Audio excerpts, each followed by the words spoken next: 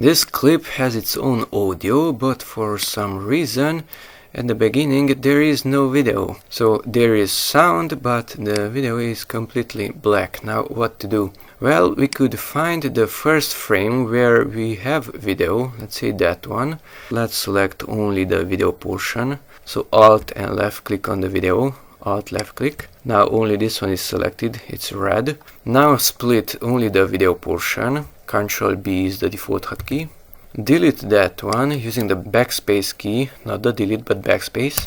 Okay, now go one frame to the right with the right arrow, click on the video and split that again. Ctrl B is the hotkey.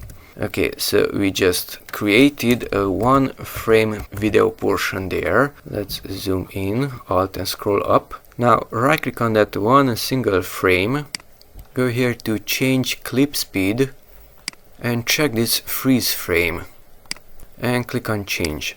Now since this frame is frozen, you can expand it, drag it to the side, and it is always showing the same thing.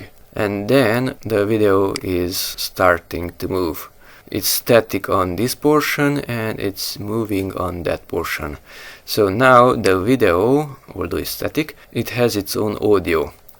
Let's see how it sounds. So zoom out and play. Had to crop a picture.